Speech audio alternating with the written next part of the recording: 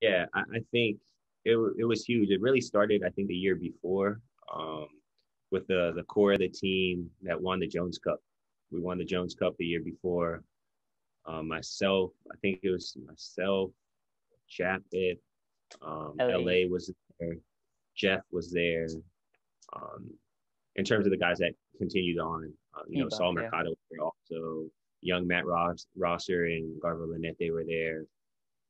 Gary David, those guys. But a lot of that closeness came from our training camps. We were gone a lot. It was a huge sacrifice in terms of family and being physically present. But those experiences going out and really getting we got beat a lot. Like we would go we would go travel. We were in Europe or New Zealand or in the States, and we were getting beat a lot, but a lot of, kind of growth comes in that, especially when you can't just pick up and go home. Yeah. You can't leave the Definitely. situation Yeah. to figure it out. And, I think that really built our bond. You know, a lot of the guys, we call each other roommate. Mark Pingris for me will forever be roommate. He's not going to be Y- Mark. He's going to be Yeah. roommate. Yeah. Jim and LA are the same way. If you ever hear them communicate, they're roommate first and foremost. So that bond was really special. We knew we were on track to do big things when we hosted, FIBA Asia here and qualified for the World Cup. And yeah, the rest is history from there. Was that the differentiating factor in snatching that oh no, silver medal for the 2013 FIBA Asia? Or were there other aspects as well that separated you from the other teams? Like you guys could have even beaten Iran if Marcus Might was healthy for the gold medal match.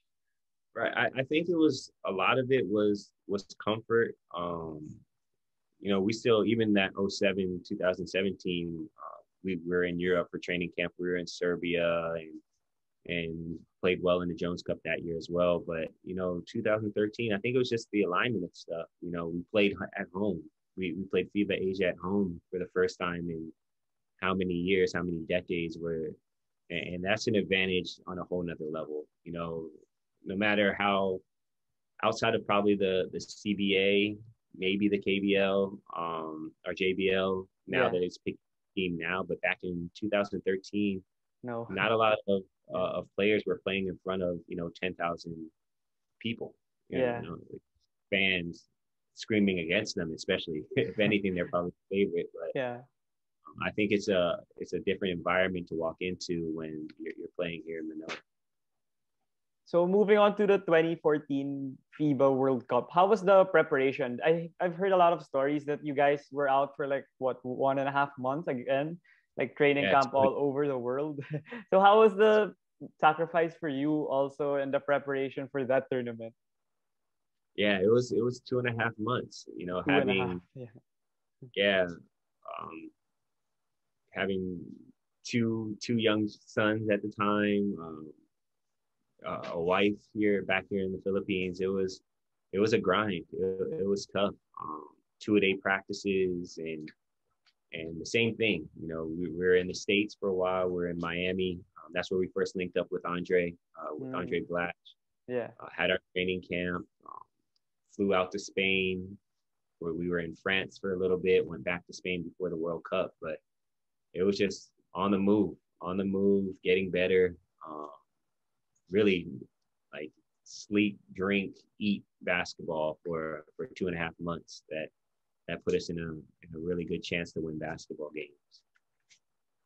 What was the best moment of the training for you? Like, what's the most memorable? Whether it's like when you were playing in a game or off the court that you'd really remembered in that moment.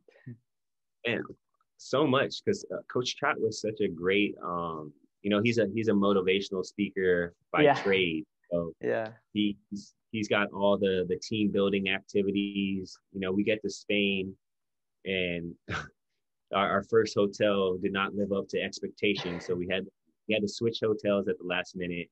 End up switching hotels, and Coach, I don't know if it was the same day or the next day, but Coach Trot decides, and some of the players decide to have a cook off.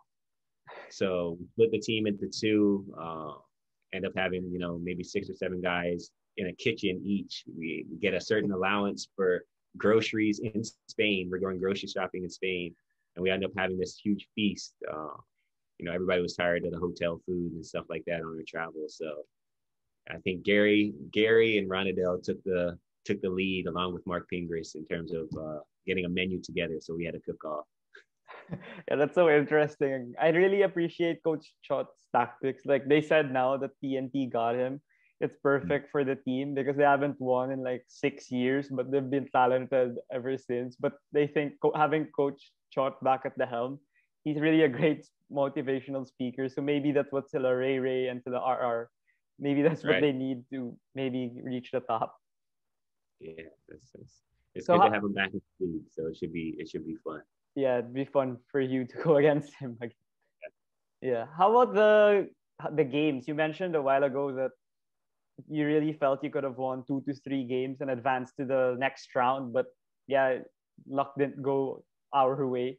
But what was the factor that really happened and why you didn't make it? Was it more of like inexperience because it's your first World Cup in so long? Because like the Argentina game, it was like in the clutch moments. Also the Puerto Rico game, I believe, or actually Yeah. even Croatia. It's only the Greece game where it was really a double-digit win. So what was it for you? Was it the inexperience or something more specific than that? Probably a little bit of that.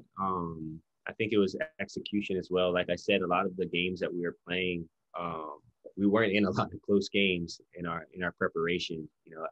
We played France in France for a tune-up and played them really tough, played them close. But outside of that, a lot of our games were, testing out our system, working on defensive philosophies and things like that. But I'll say this, for those games in the World Cup, I have never been more prepared. I think that's where Coach Tab first joined us. Yeah. Uh, he was there with us. We had Coach Norman, Coach Ryan, who was doing the film breakdown. We picked up some coaches along the way. Coach Nacho, he was from Spain, but had been coaching in Africa to get us ready for the Senegal game.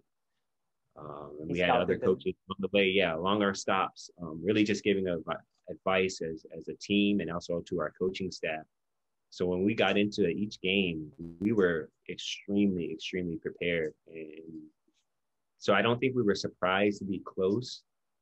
I think it was just a matter of some execution down the stretch that kind of caught up to us. And international play, they'll make you pay right away. So you can't take plays off.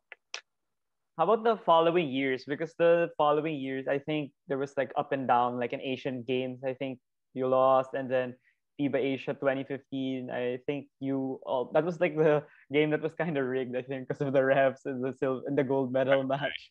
Yeah. So Right. how about the development of the Gilas team? What's your assessment and outlook to it over the past, I don't know, until 2019, the FIBA World Cup, that long stretch?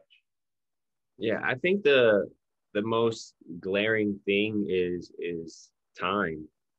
Really, no matter who you put out there on the court, it's really just time. You have to be together. You have to prepare. Whether that's finding the break in between the PBA seasons, or finding a way to figure out a schedule during the season, or if it's not going to be PBA players, really committing to the youth movement and getting them together as much as possible.